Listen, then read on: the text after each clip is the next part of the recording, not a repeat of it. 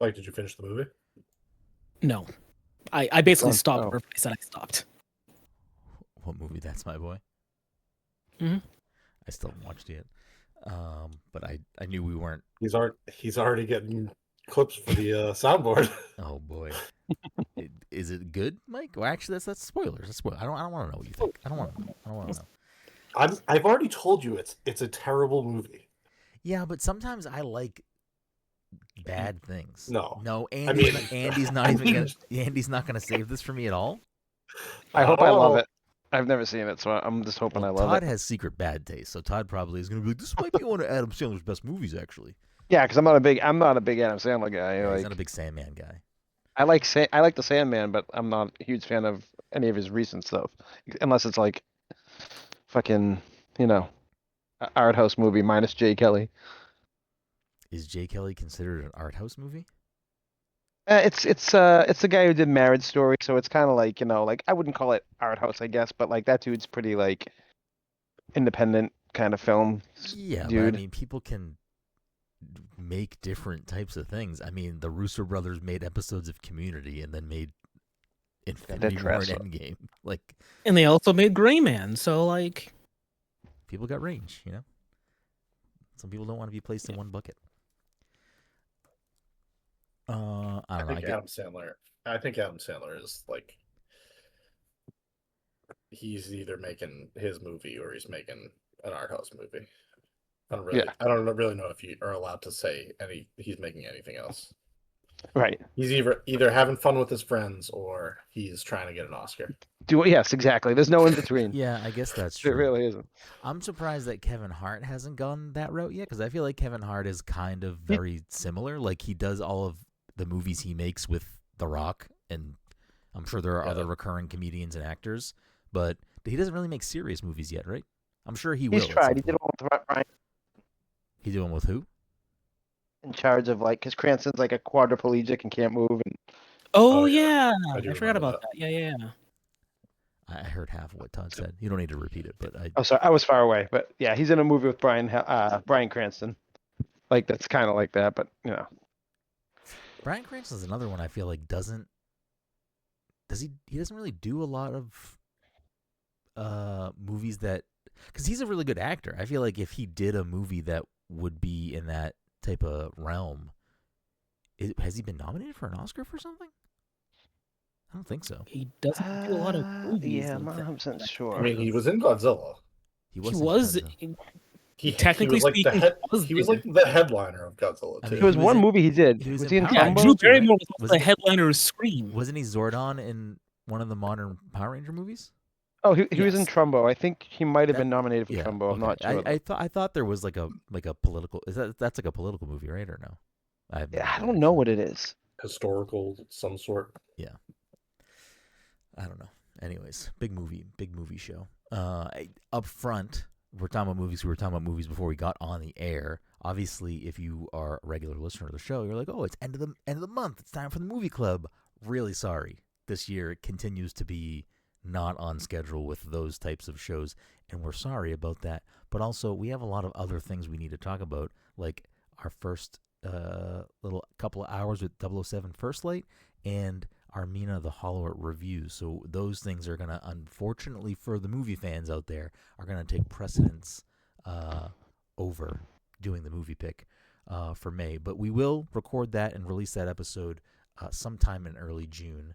But it won't be next week either, and we'll get to that why in a second. But welcome, everyone, to the I was going to say the First Light, to the Pass Control podcast, a show where a couple of best friends talk about the latest in video games and nerd culture. Sometimes we have guests. Sometimes we talk about movies too much. Either way, we have a new episode for you each and every week. As always, I'm your host, Brenden Groom, and joining me on this lovely Friday evening is the anime senpai himself. Some call him Martini Mike, Mr. Michael Desir. Mike, how are you tonight? I'm here. We love when you're here. Also joining us, of course, is the Disney daddy, Dominic 40. Dom, how are you doing tonight? I'm here. And rounding us out is the invisible man himself, Todd Gary, here in spirit but not on camera. Todd, how are you doing tonight? I'm here. Great. I love We nailed it. a trifecta. Did you guys practice that? Was that something you rehearsed? Yeah, we texted before. Yeah. Okay, cool. I love it. I love it. I mean, you didn't have to. You could have just repeated whatever Mike said, but I'm glad that the dedication of preparing for the episode makes Yeah, it feel I didn't. that much more We didn't authentic. want to have anyone going off script. We didn't want any Exactly. weird improvisation. You could just So- say Todd. You could just say you didn't want Todd to go off script. Dom could surprise me too. I don't know. I'm kind of a wild card. Dom's a more committed to the bit type of guy, I think. Dom's like he's in it for the yucks. You know, he wants to be on par with what we're doing. Todd, I feel like Todd's a wild card sometimes. Well, nothing left to chance, as I always say. Listen, I appreciate it.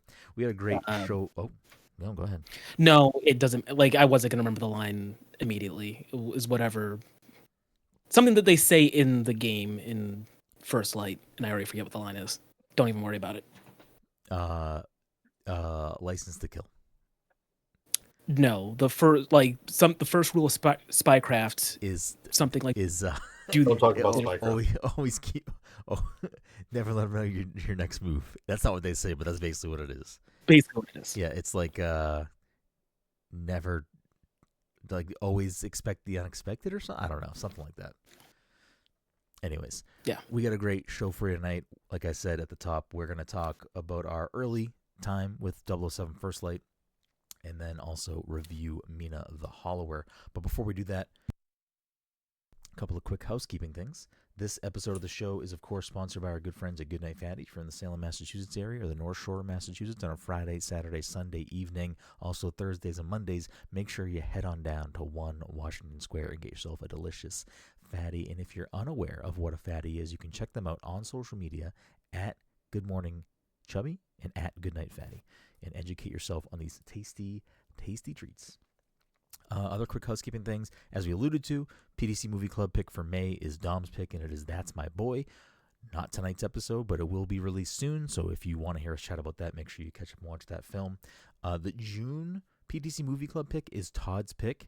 We will share what that is probably next episode, so if you want to get ahead on your homework out there in podcast land, make sure you tune into next week's episode.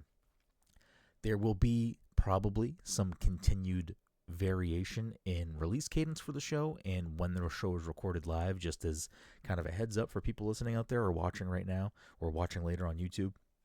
We, Mike and I will be at SGF next week, so there will be just disruptions in when episodes are getting released. So apologies in advance for probably a little bit of a gap in just normal release cadence of shows, but we will be filling that podcast feed as soon as we are able to, so don't fret if you see a little bit of a hiccup. It is just because we will be in lovely Los Angeles, popping around, checking out some stuff, and sharing the goodness that we get a chance to check out over there with you later in the following weeks. I think that will do it for housekeeping. I mean, we'll get to it when we talk about Mina, but I did also write a written review for Mina the Hollower, so if you want to read my thoughts and read my review, you can head over to our website at passthecontroller.io or playmoreiindies.com, and you can check out the most recent review for me over there for Mina the Hollower. I also did make a drink recipe for Mina. It is not out yet because I need to edit the video still, but I have a Mina the Hollower inspired cocktail coming soon as well. So you can keep your eyes peeled to social media at Pass Controller or our YouTube channel. Just search Pass the Controller Podcast or Pass the Controller, but I feel like searching Pass the Controller Podcast is probably the easiest way to pull up our channel if you're not already subscribed, so make sure you do that. I think that'll do it for housekeeping. Let's get into 007 First Light. We've been playing a little bit of that. We're all still pretty early. Todd's probably the furthest. But this is one of the rare things that I'm kind of excited about because so far the game pretty cool. Enjoying myself.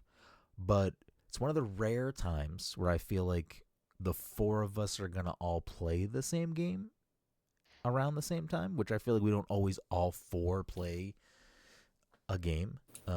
So I guess. What do you mean? We all played Outlaws. Yeah. The year's not over, Todd. The year's not over. We can just count on Mike probably not playing it, but Dom and I will play it at some point. I mean, who knows? Dom's sneaky sometimes. Dom could be like, yeah, I finished that like 3 months ago. He didn't, but I'm sure sometimes. I didn't finish it yet. Yeah, but I'm sure he's played a lot more than I have. I've barely played it. Mike's the one we gotta get in the game. I'll read the Spark notes. He's still, from what I believe, and then we're getting off topic. I'm pretty sure Mike has both Jedi Survivor and Jedi whatever, the two Jedi games, Fallen Order and Survivor. Installed, and he's like, I need to make space to install Outlaw so I can play it. I'm like, yeah, just delete both of those games. You're not gonna play them. Or at least delete the second one. Yeah. You probably never Didn't I get to that one. tell you already that? I'm pretty sure I did this. Oh, did you already? Because now I own. Well, no, I think I own them now on Steam or Epic or something like that. So like I just have them on my computer now. I'll have to start the games over again, or at least Fallen Order again. But I didn't get very far. Yeah. Did you not just stay on the beginning training island with? He was on the first planet. Okay. I was fighting Ogdo Bogdo. I was committed to that. Okay. I listen, and we'll get to it. Oh my god, I forgot about that. You don't need to fight Ogdo Bogdo. I don't need to, but I feel like at this point it's a point of. I do. I'm just upset with the frog now. I do feel like a Souls-like is probably not in your wheelhouse normally. I feel like choosing to go all in on the Ogdo Bogdo fight at the beginning of the game is probably just going to be a permanent wall that you do not get past. Probably. Okay. And the next time I boot up the game, we'll find out if that's true. Okay. Did you play Indie? Oh yeah, I started that game too, and I stopped. I was gonna say that was another game that we were all playing at least. I think one of the few times where we've all played a game and talked about it was Control, and it was great, and we had a blast, and it was our game of the year that year. Fantastic. Yeah, but that's because I played it first. Mike played it way before all of us. I know, but like Todd definitely would have played that, and then I kind of got. I was like, oh, you know what? I'll give it a shot. Wait, what game? Control. Oh yeah, I played that once. That was fucking. No, didn't Mike play it before you? No, definitely not. I don't know. I feel like we were all confused. And Mike was like, I beat this game. No, I only played it because Mike said I beat this game and I really liked it, and I was like, Mike beat a game? But he lied to you because didn't you not beat it? No, he did, didn't he? I know I've beaten the game since. I just don't know what happens whenever this conversation. I think he beat it, but didn't. I think he. Were you trying to like 100% it or something? Oh, maybe it was the DLC. I was thinking of. Yeah, I was probably. Yeah, no. Control was a day one for me. I bought that game day one. Yeah, well, maybe Resonant will be another one that we all play. Definitely. Well, actually, Mike, you could. There's a couple of games this year already so far that you could just add to your list, and then beyond the 4-player squad here, Resident Evil 9 would be one if you hop in that. Mina the Hollower will be one if you hop in that. What else would I feel like there's at least one more. Forza, it's free. He's right. Mike's a big car guy. It's not free, but I feel like there's another game. Maybe not. I mean, probably Star Fox. Mike thinks Star Fox in that new game looking real nice. Mm-hmm. I've read a lot of posts about Yoshi and that there's a lot of sex in it. Don't know if that's true. I saw the same thing, and I don't know if it's true, but that might be a game that you need to check out too. I haven't seen that. I can't imagine that is real. I don't know. You're catering to a new crowd. He does find a mysterious book, so who knows what he's reading on those pages? You know what I mean? It's a Kama Sutra. He finds the Kama Sutra. Yeah, there you go. Anyways, we're way off topic here. So let's 007 First Light. We've only been in a couple hours so far each across the board. What are you thinking, Mike? How are you feeling so far? You're the earliest in it, but how is it? Is it wetting your whistle? How are you feeling about this?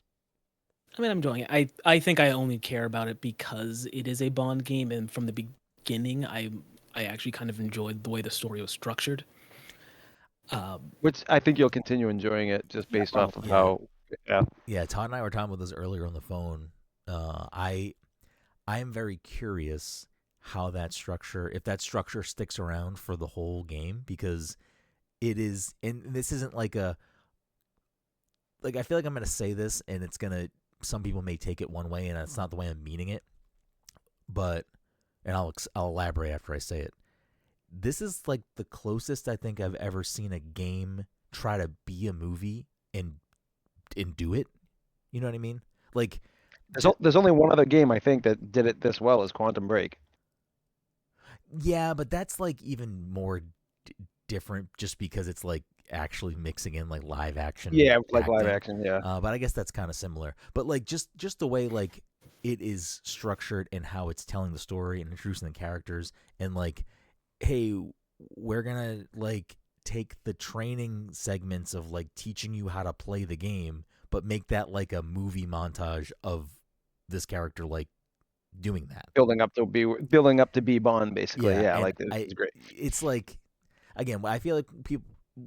The point the point that I am not trying to make is that like, oh, games trying to be movies are like trying to be some like specific type of story or do some specific cinematic or whatever. Like that's not what I'm saying. What I'm saying is like the way that it is flowing just feels very movie like, where it's like, hey, we got to cram a bunch of exposition here, and this is like a quick way to do it that's easily digestible and move forward. And I feel like it works really well in the specific way of like, I don't know, like when you're like fighting the guy in the circle and then you punch the guy in the face and that switches to you like shooting 3 targets and that switches you like driving a car. I'm like, this is really fucking cool. And I hope that there's more ways that they do stuff like that that make sense, that don't just become like stale throughout it, because it's just good. I don't know. It's like it flows really nice so far. I don't know if either of you feel the same. I feel like Todd feels the same way. Maybe, I don't know. Yeah, no, I do. I feel the same way. The training montage is great. I won't like go into it too much, but like, it's just something. The first thing that stands out. I'm like, oh, okay. It felt very not like 80s movie-ish in some ways, but just modernized. Yeah. Yeah, like it's not cheesy, but it's not like trying too hard to be something. It's just like doing the thing and doing it really well, I think. Yeah. And I was telling Brenden earlier before that I haven't played a Hitman game in so long. So I like the newer ones I didn't play. I played like all the ones before that. So like having the Hitman DNA in this game is really scratching an itch for me as well, on top of like the whole Bond theme. So it's I'm excited to see where it's gonna go. Yeah, Hitman. I don't know if I've ever played a Hitman game. It just doesn't feel like a game that I would enjoy. I'm not like I don't love stealth games. So there was definitely a part of me in certain parts of this introduction to the game where I'm like, I don't really love sneaking around. I don't need like over the top action. I just don't want to. I don't know if the game is going to punish me at points later for like, you got to be stealthy, and if you get caught, you have to restart the level or something, and I'm going to be really frustrated if that's like a main I don't think hook so. in the game. I think from what I've read, because like old school Hitman, you could do it any way you wanted. You could sneak around, but I would literally just run in with the dual pistols and just fucking kill everyone. But then the most recent games they did, I don't think you could do that as much. It kind of was definitely leaning more into like being an actual Hitman. Whereas from this game, I don't think it punishes you for doing anything that you can go in and kill everyone if you want. Okay. I mean, I haven't gotten to a part where I can kill anybody. No, I haven't either. But like I read that like if you don't want to do stealth, you don't have to do stealth, basically. Gotcha. And it's not even that I don't want to do stealth. It's more of, if I am trying to do stealth and I get caught, I don't want it to be like, that's right. That's retry the whole mentality. thing. Right. Because there's already been like in the early capture the flag stuff where I'm like, oh no, and then I can like scoot away and it's like area clear or whatever it says, like the hostile, like whatever like the meter at the top is, it's like, oh, you don't have to worry anymore. Or I've been like, I got into a fist fight and then like I ran around the corner, there was another guy, and then I got in a fist fight with him, and then another guy came through the window. I was like, I need to just get out of this building, and I did. I got away and it was fine. But like I do enjoy some of the sneaky mechanics of like, once you get so you haven't used the watch stuff yet, Mike? You're that early? I mean, I have the watch, but I haven't the next part. Yeah, I haven't done the next part. The most I've used the watch is like after that part in Q Labs, you go to your apartment. Okay. And even then, you don't really do anything. I think there's like, hey, try turning on the TV, and you do that. So I haven't done like real shit with it. Yeah, the next part's fun, and then there's a little like it's the way that they introduce the mechanics of the game, I think, is very fun and entertaining and interesting. But that like final part, I think it's the final part of that area where it's like you have to go steal their flag. It's like there's a lot of moving pieces there that it's like fun to. It seems like there's multiple paths you can take to. You don't have to just like do this very specific thing. You can like go this way or go down or go up or whatever, and there's like different things you can do to kind of complete your objective. So I would imagine most of the game's mission structure is going to be that way. Which I forget what review I read, but they basically said that like when you start a mission, that it seems very confined, but like it opens up and you can do so many different things on these maps that like it's like almost a playground, but it's not like overwhelming, but it's pretty well done basically from what I've read. Yeah. I don't know. I'm still super early, obviously. I don't know how like much I'm gonna get invested in like trying to do cool things or like really do a lot in the areas. I so far am intrigued by the story and the characters, and I think right now in my brain I'm thinking I'm gonna kind of just like play through this at my own pace, probably not get super invested in like the tax sim stuff or any of the other things like that, and kind of just like see the story through. Maybe I'm wrong. Maybe I'll end up being like, this is crazy. I love doing all these I'm excited for the silly tax things, sim. silly stuff with my watch and all these other gadgets and whatnot. But it's fun so far. The voice acting is pretty great across the board. Like I think it's just really nice packaged little Bond thing so far, and I'm really enjoying it early on. How do we feel about the Lana Del Rey song? It's good. It sounds like a Bond song, and as I understand it, she's wanted to do like a Bond theme for a while. So like, Okay. on the one hand, I feel bad that it has She gets to. the game.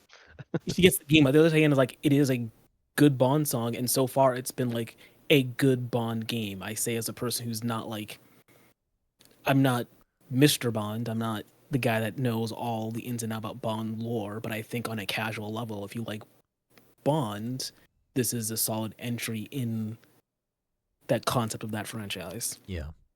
Shit, do I make Brenden watch Casino Royale for his fucking first Bond movie? I don't know, Papa. I mean, you could do it. I want to go as far as to say, not only have I don't think I've ever watched a James Bond movie. I don't think I've ever like watched like a part of a James. Like I don't think I've really ever watched anything. That's wild. I don't think so. At one point I was supposed to be the Bond guy for trivia. I bought a bunch of Blu-rays. I have a bunch of old Blu-rays. Never opened them. And you blew it. I mean, listen, we don't have to go down this rabbit hole, but how much Tintin did you read, Mike? Or no, you were supposed to watch I never Doctor agreed. Who. Actually, Dom watched Doctor Who. Like, Dom watched all of Doctor Who for trivia. Dom fulfilled his end of the bargain, and it made him a worse person. I never agreed to do Tintin. Well, I forget what someone had to do Tintin. Someone was supposed to. Yeah. I don't think it was me. I don't think I said yes to that. Probably not. I think we were just, there was always like a Bond thing that would come up and we would never have the answer. Tintin was always there for at least one question every week, and it was like, all right, we need to do some research. And Dom held up his Doctor Who bargain. Was there another thing that always came up that you were gonna do? I feel like there was. I feel like there had to have been something. I feel like there was a handful of things that were consistently asked as a trivia question, and we said, all right, someone needs to bone up on this particular subject. I don't know what they are anymore. Besides Doctor Who and Tintin and Bond. Listen, Mike, you just created. I also read all of Hitchhiker's Guide for trivia, didn't I? Oh yeah, I think he did. At this point now, I've done the first 2 books. Okay. At this point, but not then. Oh, Dune. I feel like Dune might have been one. I don't think we ever got really Dune questions. It might have. Okay. Maybe as like an image thing, but I don't think so. Okay. It's broken now, but you did inadvertently, unknowingly, I'm assuming, give us a perfect segue out of Bond into Mina with Bone Up. But we'll wrap up 007. Anything else anyone wants to say early on? Obviously, we'll talk more about 007 once we've all had a chance to play much more of the game and finish the game. But I kind of wanted to just get like early thoughts on how we're feeling about this. If there's anything else you want to add, now would be a good time. Meh. Okay. It's on my list. I will get to it soon. Yeah, I think you're gonna like it a lot, more. Tom. I think we're all gonna like at the bare minimum enjoy this game. I think it's gonna be one of the few games that all 4 of us play and finish. Cool. Yeah, I think there'll be another one we'll talk about sometime soon. Before we jump into Mina, though, I am curious, Mike. Have you played any other James Bond games? Because you've watched at least all of the Daniel Craig movies. Have you watched all of Bond? And I know I have seen. How many did Pierce Brosnan do? 3? 3 or 4. 3 or 4. I might have seen all 4, but there's a good chance. Like I know I saw GoldenEye, Die Another Day. Die Another Day. World Ends Tomorrow. World Ends with You. The world is not enough. World Not Enough. World is not enough as a movie. Live or Let Die. Yes, that's another one. Yep. Another That's Pierce not one, right? It's not. No, it was the one with Halle Berry. It was the last one. Yeah, he that's did. okay. Oh, so yeah, the okay, ice one. hold on. So Pierce did GoldenEye. Yep. He did The World Is Not Enough. Mm-hmm. He said Tomorrow Never Dies. Yeah. So he either did 3 or the 4th one. I don't know if that's also him or not, but I mean, it's not like important. I was just curious what the rest of your kind of Bond acumen. Well, I was going to say, I've seen all of Daniel's. I've seen potentially most of Pierce's, but I haven't seen any of the other ones. Gotcha. My first Bond was License to Kill with the one that everyone hates, and I loved it back then. James Last Lazenby. Timothy Dalton. Timothy Yeah, Dalton. with Timothy Dalton. Wait, no. I've- George Lazenby. Timothy Dalton. I've never seen any of the other ones, though. I've never seen any of the what's his face, Roger Moore, or the other Yeah, ones. Sean Connery. Sean Connery. Have you played any other James Bond video games, Mike? I played GoldenEye. I feel like everyone's. Well, I don't want to say Everyone's everyone's played GoldenEye, and you just play it for the multiplayer. For the first person, yeah, multiplayer. Yeah, I mean, the game itself, I obviously haven't revisited it in a very long time, but I remember the single player being fine, good enough. I put a lot of time into that. Yeah. For what it was. The other N64 Bond was also not that bad. That one, I believe. Was it Nightfire? Nightfire, yes. Nightfire was not. Yeah, that game was great. No, I don't know. Was Nightfire N64 or was Nightfire the first PS1 one? Because there were. Oh, you know what? I think Nightfire is a PS1. I think the other N64 one is a W. I think it's World Is Not Enough. Yeah, Nightfire is PS2. There was a third-person one I played also. Xbox. N64 is GoldenEye, and The World Is Not Enough. There's also a World Is Not Enough for PlayStation. I don't know if they're exactly the same or not, but World Is Not Enough was not bad. I enjoyed it. It's not as like iconic as GoldenEye multiplayer, but it was fine. It was a good time. I feel like the rest of this list of games I'm looking at here. I played the third-person one. I liked it a lot too. I don't think I ever played. No, I've definitely played Agent Under Fire. Yep, I definitely played that. Is that the one? Is that third person? That's a first-person game. I've also played Nightfire. Nightfire. That is a first-person game. I definitely played Nightfire. Dude, the maps in Nightfire were so good. World's Not Enough. Everything or Nothing must be the one you're talking about, Todd. I don't think I played that. I'll have to check. I didn't play Rogue Agent either. I didn't play From Russia with Love. I don't think I played the Quantum of Solace video game. I definitely didn't. Oh, I remember this cover, so I may have played From Russia with Love, but I don't really remember it. Yeah, I don't like. I want to. I mean, don't look up review scores if you guys are, because. Oh, I'm looking. I looked at all of them already. Okay, well, I guess I gotta get off of Bond then for the game. Yeah, I played Everything or Nothing. That was the other one. I didn't really look at anything. I'm just in a calendar of them. Did you look at the scores, Todd? I am right now. What did you say? What the fuck, Todd? No, I'm not. I didn't look at the No scores. one look at the scores. All right, when everyone gets everyone gets bullseyes, Mike. I'm gonna make sure. I'm just gonna guess 007 for all the scores anyway. So. Damn, that's a good answer. Fuck. It's not bad. It's gonna be wrong every time. Yeah, it's gonna be wrong every time. Except for that one that has a 7, but otherwise, yeah, I don't know. I don't think there's really much.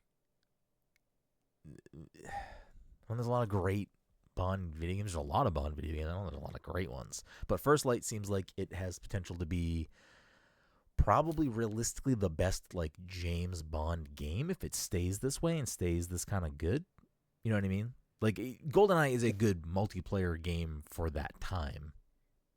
And sure, maybe the campaign's fine, but like this seems like it's doing something very different on like a much bigger scale. It's telling its own unique story. So the Pierce Brosnan ones were GoldenEye, Tomorrow Never Dies, The World Is Not Enough, Die Another Day. So he did have 4, and it was those 4. I think we said all those originally. I think we did too. Fuck yeah! There's too many. All of those 3 titles lot of them have die. dies. So I think we were all like second guessing. Like, are these all the same movie? We're just saying the wrong title. Anyways, cool. Nightfire. Not Nightfire. First Light. We'll talk about it again soon. But let's change course and talk about Mina. I will not kick this one off. I've reviewed it. I gave it a 10. It only continues to get better. I haven't decided yet. I played it for review on Steam, and I'd like to play the game again. And I'm debating if I want to play it on console or if I want to get it on Switch to be able to play it in bed and stuff. So I'm gonna buy it as well. I just haven't decided where I would like to play the game again. So I am in that process. Now the game is officially out, but how are you? Todd is the earliest. How are you feeling, Todd, so far? I'm surprised that you. I mean, I think you are gonna like it if you stick with it. But I'm surprised that when you sent the screenshot, I was like, oh damn, I was not expecting you to jump on this right away. To be honest with you, I wasn't gonna buy it, but then honestly, seeing all those reviews, I'm like, well, I absolutely have to play it. You know, it is currently the highest rated game of the year, according to Metacritic. I don't know if I'll check. You keep talking. I'm gonna check OpenCritic as well. Isn't it tied with Forza, or am I wrong? I think it was originally 93, but it might be unless Forza went down. Right now, Metacritic has it at 92. What is Forza 6? Forza 6 is a 91. Oh, okay, so Forza went down.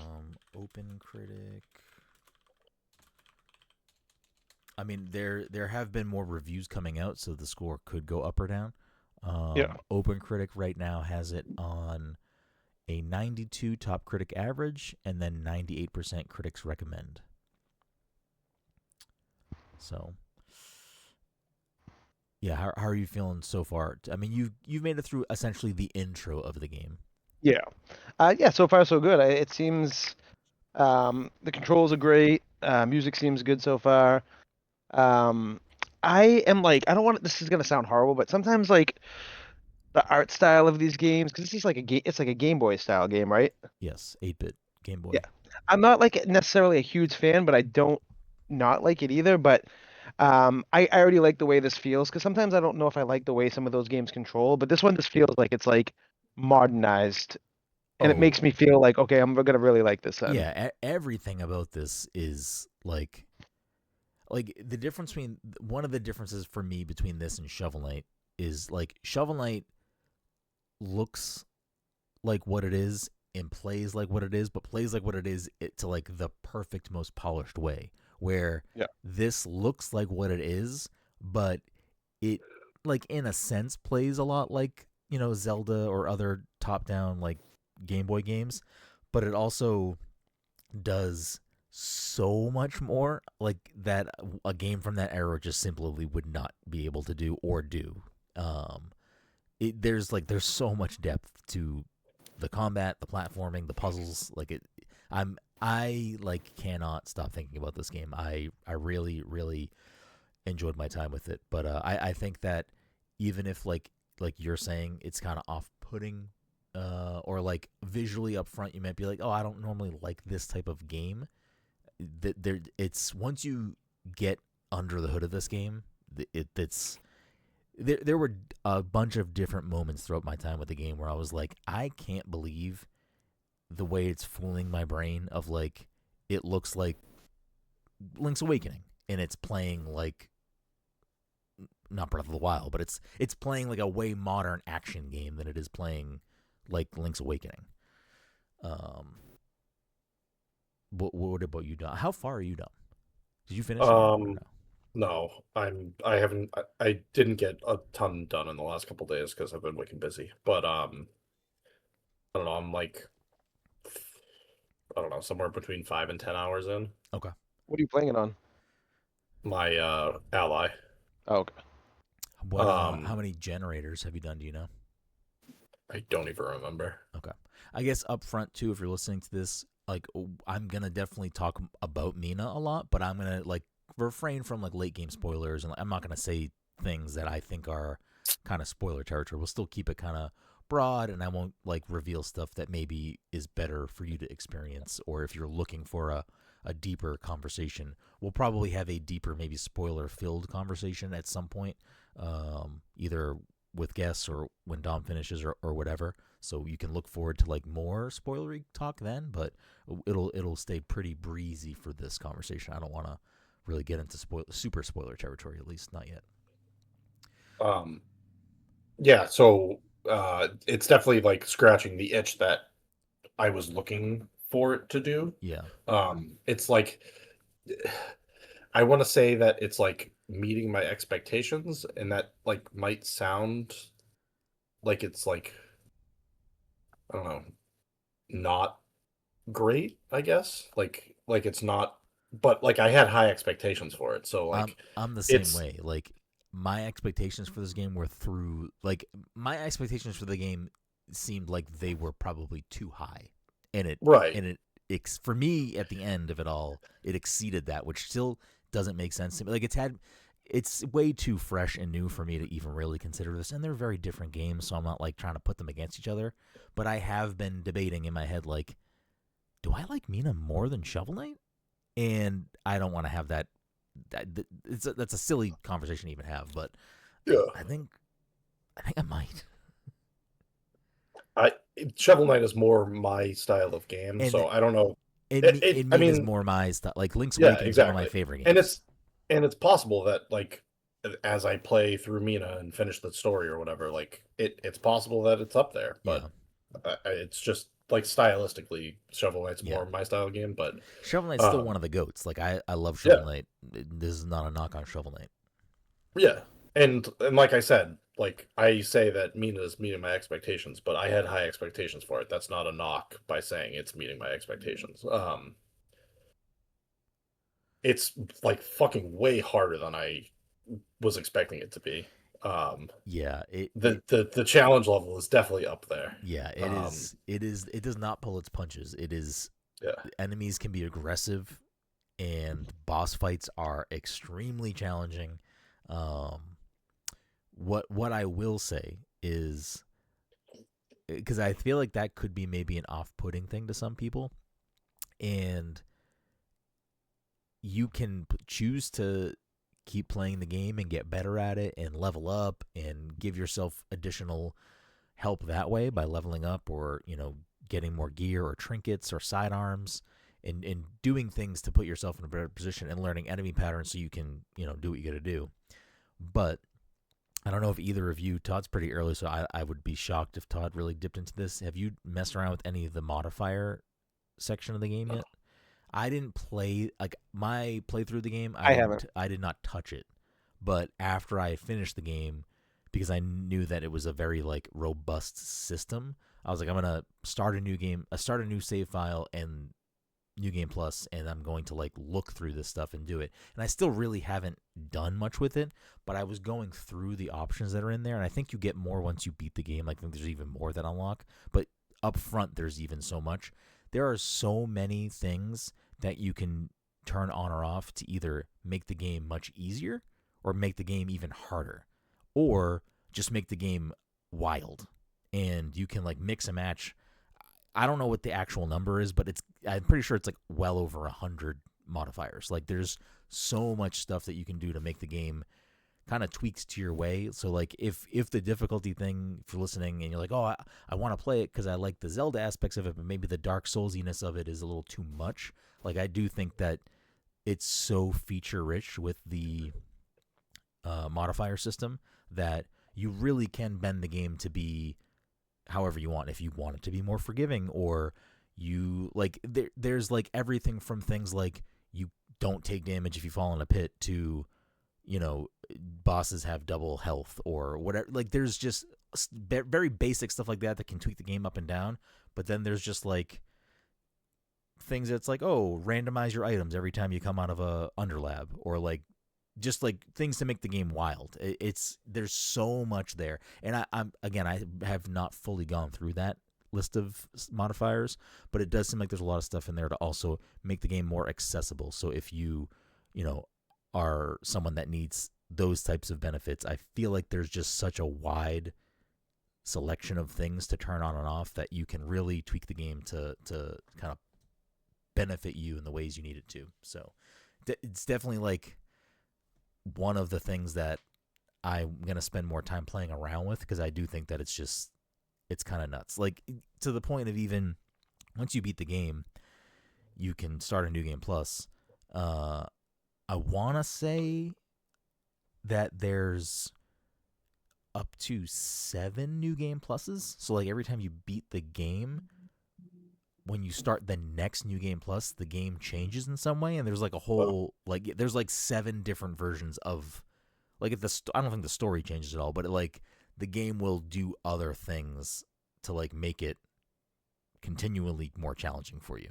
So it's like there's a lot of replay value, I think, with like whether you want 100% the game, whether you want to play with modifiers, or whether you want to like go down this seemingly ridiculous path of new game pluses and doing all of the challenging stuff that the game wants to do. Yeah, I don't know. What anything else you guys want to say about Mina?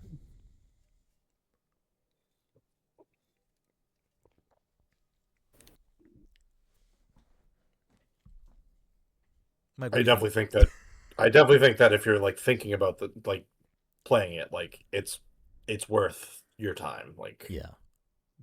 I mean, and money is subjective. It's different for everybody, but I think $20 is a steal for what this game is. Like I think it's like absolutely bonkers that this game is only $20. So it's, in my opinion, not a large price tag. Again, money is different for everybody, but I think that like for the game that you get to play, I think it's like I would have gladly spent more money on this game.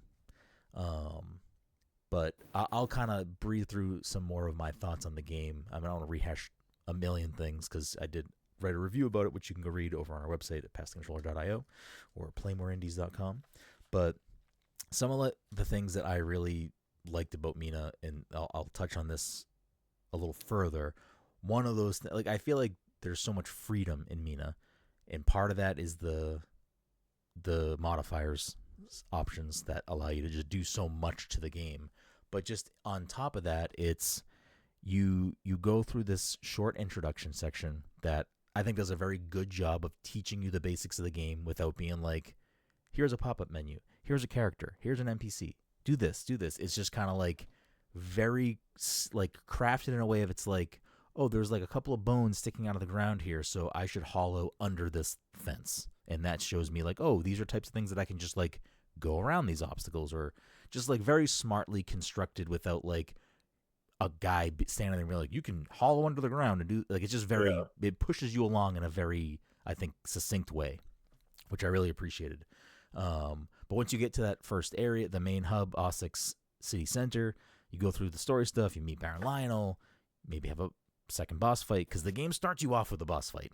Like the game sets a tone, I think, right away of like, hey, this is not going to be easy. Like you are on the very beginning of the game on a ship, and a monster attacks the ship, and you have to fight that monster. And it's like, this is the game. Get ready.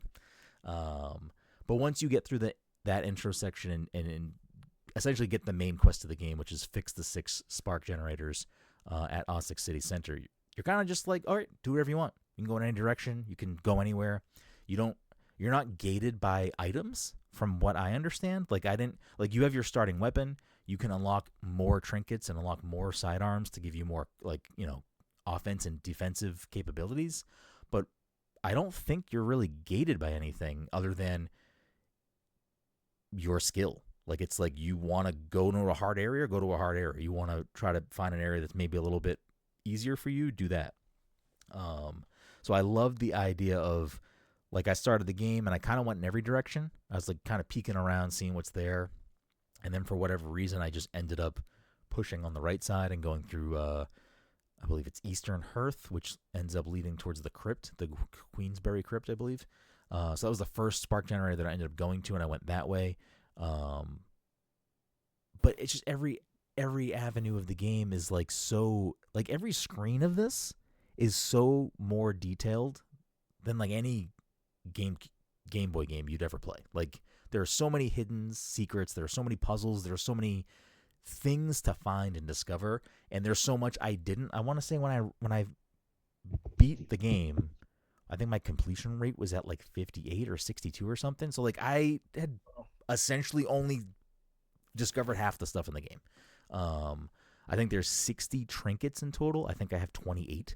I think I have found all the sidearms, but there's just so much there. Like I feel so propelled. Like immediately, I want to play the game again because I'd like to try to find everything. I don't know what 100%ing it entails, so I don't want to like publicly commit to I'm gonna 100% this game. But I would like to like find all the trinkets if there are things I'm capable of actually doing, and really diving into the stuff I missed in the game because there's so many good NPCs. There's so many good side characters that have funny dialogue.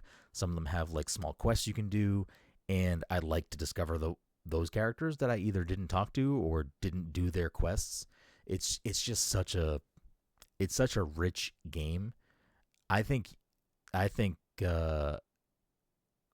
one of your kids is gonna love it, Todd. I think you should let them play it. I think your Hollow Knight obsessed son is going to. It's so funny because I think I told him today, and I'll probably just end up buying it from him because like I told Brenden, I didn't tell these guys not to go off topic, but Liam has done every fucking thing in Hollow Knight. Even he's like almost at Ultimate Radiance right now, and I'm just That's like crazy. scratching my head. I'm like, what the fuck?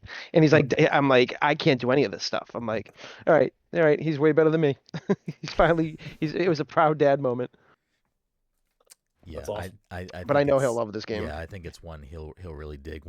I feel like there's a little bit of a maybe not for someone like him who doesn't really have. Like, has he played many Game Boy games? Probably not, right? No, nope. So I wonder if for someone like that who doesn't have that knowledge in their brain, if it wouldn't be as... Because I think for me, and granted, we had played Mina a few other times throughout the years at different like preview events and stuff, so we have some familiarity with Mina. But I think it is kind of go back to what you were saying, Todd, where like the game looks like one thing, but it is really something else deeper. And I think as the four of us have grown up playing games on Game Boy, you kind of have to, your brain gets tricked a little bit, I think, at first, and you have to kind of like unlearn some things and then relearn how Mina works. Because I think one of the things that initially was like jumping to Hollow and like using that for movement, using that for combat evasion and stuff, I think it's like a weird thing to process, I think, at first. But once you understand it and get used to that motion, I feel like you're just like cruising and gliding. And I feel like I'm curious if someone like your son wouldn't have that same hiccup because they don't have like the ingrained Game Boy, like I think looking at it and seeing Game Boy. Our brains just work different because like when I played OG Zelda, like I didn't have internet or anything, and like I just figured out how to fucking do shit. Like I might have like had a Nintendo Power that helped me a little bit, but like we're like I feel like at that age you're like way more inclined to like figure shit out. Where like now I'm like fuck this, I don't want to fucking look where this go, like where like he's like they'll actually look for it. Like without the internet. Yeah. Yeah, and I feel like I'm still the same way. I don't really look stuff up. I feel like the only time I look stuff up is if I'm like trying to get achievements or something. I don't really... If I get hard stopped, I'll look something up, but like that's usually the only time. Yeah, I mean, I'm sure there's been some games like puzzle-wise where I'm like, I'm just not going to figure this out, and it might look something up that way. But like, I played Mina before that was an option, so I beat this game on my own. I mean, granted, we were in a media Discord where if I if people had questions or were stuck on something, they were happy to help if you wanted the answer. But I was not seeking that stuff out. I wanted to kind of really just get lost, and I enjoyed being lost because that's the other thing about this game, where it being so open and free, and you kind of just have your own choice to go and do things in the order you want to do them. You can get nudged. Like, the game will give you signposting if you look for it. Like, in the town center, there's the guy with the newspaper who, if you read the newspaper, they will like mention things. Like, the game will kind of be like, hey, you should maybe go this way or go to this area, and like you can just go look for those areas, and that'll put you on the right path for like just more progression. And as you fix spark generators, the newspaper new issue will come out. So it will continue to like nudge you in a direction. It'll be like, hey, maybe check this out. And there are other NPCs that kind of nudge you in the ways and stuff, but like you can also just not take that information if you really don't want it. And I don't know if this, I feel like it's not a spoiler, so I'm going to say it. But because I feel like Yacht Club even put it on their social media today, so I'm just going to say it. The game doesn't have a map. Unless you, at some point later in the game, unlock the map. So, like, I heard some people complain about like the lack of map and stuff. I didn't hate it when I unlocked the map. It's still not like a map that you think it is, but it is like here's a picture of the island, and here's where everything is located, like main places. But it wasn't like you are right here and this is right. Like, it was a little bit different than that. But I kind of just like the openness of it. Like, it is a very big game, but it's also like, I felt like very familiar with the island at a certain point where it was like, oh, I need to go back over here. And I knew how to go that way without like looking online for something. Not that that was an option, but I kind of just felt familiar with the map because I had existed in it long enough. I've moved around in it. I've looked for secrets, and I loved getting lost in the game. I feel like I'm just talking in circles now. So I think there's not much else for me to say at this moment other than Mina remains a 10 for me. It's easily 10 out of 10. Like, it's for sure right now the front runner for my personal game of the year. Very curious to see what else comes out this year that might give it a little bit of nudge, but from what I know is coming out and what I expect on playing, I don't foresee anything so far being able to take this off of my personal game of the year. It's one of the best games I've played in the last 10 years. It's probably going to be one that I replay more than once. It's probably going to be, it's definitely going to be one I play at least a second time, but I can see myself, similar to Shovel Knight, eventually buying this too many times on multiple platforms. I can see myself playing this too many times. Yacht Club did the 24 hours leading up to Mina coming out. They did a 24-hour live stream where they played through, I don't know if they played through every Yacht Club game, but they played through a bunch of Yacht Club games on stream. I was popping in and out of it throughout the 24 hours watching it. But when Mina was coming out at midnight, I watched like the last hour in bed. I was like, oh, I definitely want to like kind of chill and see the vibes and like see how this goes from like now until the game comes out. And it was just a really good experience. And I feel like there was a reason why I brought this up, and now I lost the reason why I actually brought it up. But there was definitely a reason why I brought this up, and I don't remember what the reason was. What was I talking about before that? AI, I think. I'm gonna fucking kill you, Todd. I don't know. It was just really great to watch that. I mean, it's a game that's been in development for 6 years. They've obviously been the Shovel Knight studio for so long. They published Cyber Shadow, so they had that as well, but it wasn't a game that they had made. I think they did help out on it at certain points and like do some things with it, but Mina is their next thing, and it's outside of the Shovel Knight universe, and it's a whole different type of game, and I just think they absolutely smashed it out of the park. And I'm happy for the team. They obviously, Yacht Club has been kind of a big part of our story too. I mean, Dom and I love Shovel Knight, so that's just our personal game that we've both have loved and always kind of cared about. But they were the first guests on the show way back when, so Yacht Club has always been like a kind of near and dear team to this team. So yeah, I'm just happy to see them kind of have some great critical success with the launch of Mina. I personally hope it has great commercial success because I'd love to see them continue to make great games. I think they're one of the best indie studios out there doing it. So hats off to them. Yeah. I don't know. Mina was great.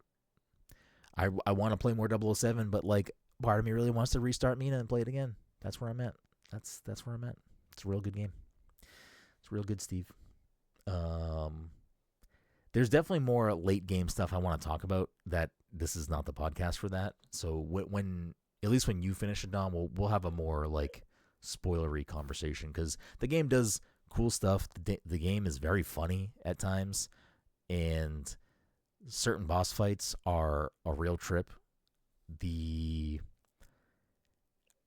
I don't think I went to it second, and I would think that's not the correct order. But when you both get to and finish Septemberg, let me know because that's one of my favorite parts of the game. It's so good. It's so good. I can tell you which direction it's in if you want to know, but it is it's a very good part of the game. It might be. I'm trying to think if it's my favorite area of the game. I think some of the stuff it does with the boss fight and the characters in September might be my favorite. I don't know if it's my favorite actual like area, but it does some interesting stuff. It does some funny stuff, and it was difficult. It gave me quite a hard time for a bit, but it was probably one of the more memorable parts of the game for me. I like it's to the point where it's like one of those things where it's an area that surprised me. It was like, oh, I was not expecting this to happen. Oh, I wasn't expecting this to happen. Okay, this is kind of all right. Not what you would expect to be happening in this game. So, Yacht Club, they continue to do it. 10 out of 10. That's what I got to say. Anything else either of you want to say about Mina or any other thing? Nope. Word. Cool. Before we wrap things up and play the game, as we always do, thank you all so much for listening to this week's episode 525 of the Pass the Controller podcast. Friend of the show, fan of the show, want to support the show, you can do that. Excuse me. You can do that in a bunch of different ways. Head over to our website at passthecontroller.io or playmoreindies.com and make sure you are bookmarking that website. Check out the stuff we have over there. It can link you out to everything we do, whether it's written content, podcast, video content, drink recipes, social media, whatever it is. You can go from our website to get out to that stuff. So make sure you're familiar with that. As I mentioned at the top of the show, we do record the show live most weeks at twitch.tv/passcontroller. So if you want to catch the live show, you can tune in over there on Pass the Controller on Twitch. If you can't catch the live show but you'd like to watch it, just go to YouTube, type in Pass the Controller podcast. You can find us over there as well. Just a reminder one more time, Movie Club episodes are going to be a little staggered continually. Apologies. And the next couple of episode maybe release cadence will be a little different because, like I said, Mike and I will be out in California next week. So, without further ado, let's play the game. If you're new to the show, we play a game at the end of most episodes. We keep track of the score. The scoreboard for the year right now is Todd in first with 35, Dom in second with 30, Mike in third with 13. We are going to play a familiar game called Gaming the Meta. The way this works is I pick 3 games. I go off of the most reviewed platform for that game on Metacritic. Whoever gets closest gets the point. If anyone gets a bullseye, they get double the points. We are going to go off of to game number 1. Released on November 2nd, 2010 on the DS and the Wii. This is GoldenEye 007 2010. Mike, what do you think? GoldenEye 007 2010 for the It's Wii. like the remake, or is it just like the I old believe one? it's the remake. They like remade that game like 3 I times. think they've related more than once. So this is the Wii remake that has Daniel Craig. Oh yeah, because they Wait, couldn't it's get oh they couldn't weird. get Brosnan's likeness back. Like they Yes, I couldn't get believe. that. Yeah, I believe that's correct. Put Daniel Craig's face on it.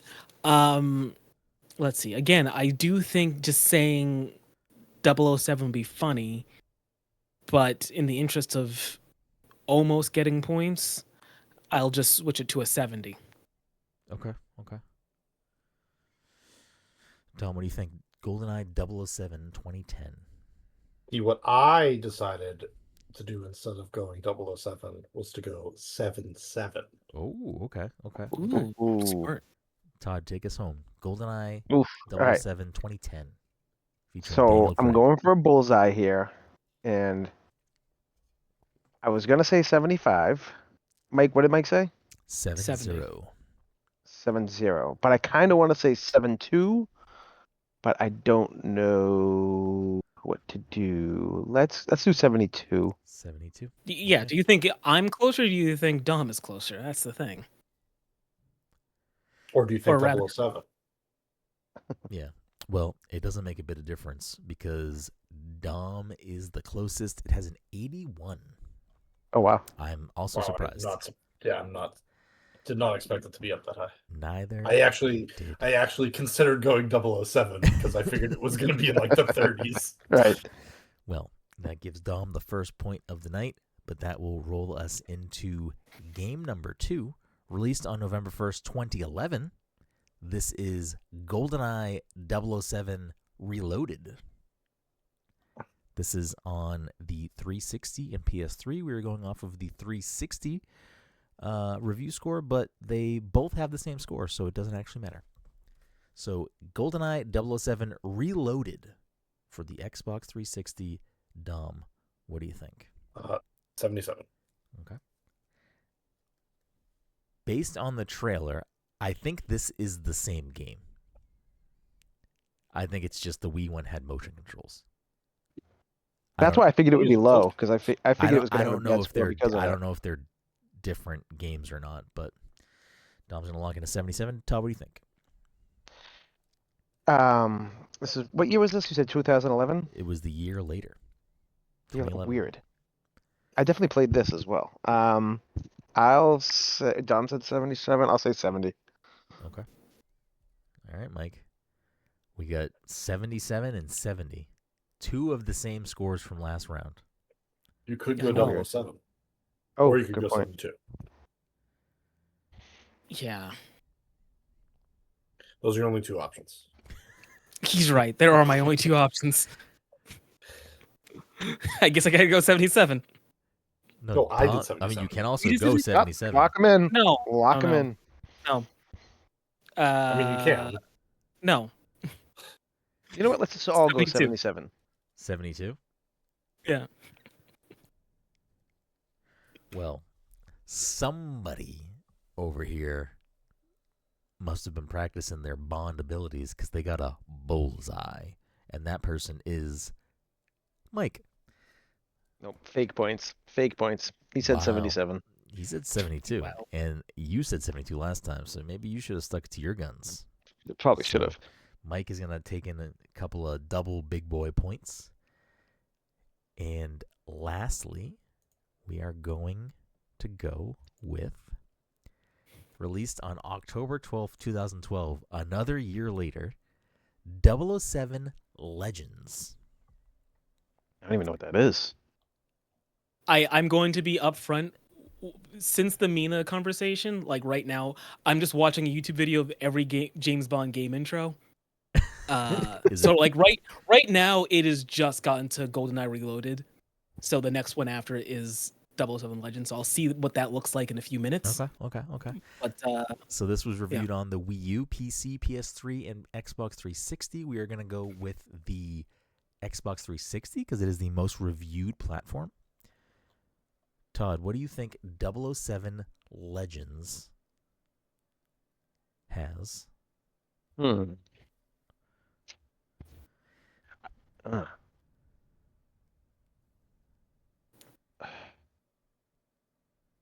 I'm gonna go with my gut since I've never even heard of this game, and I'm gonna say a 62. Okay.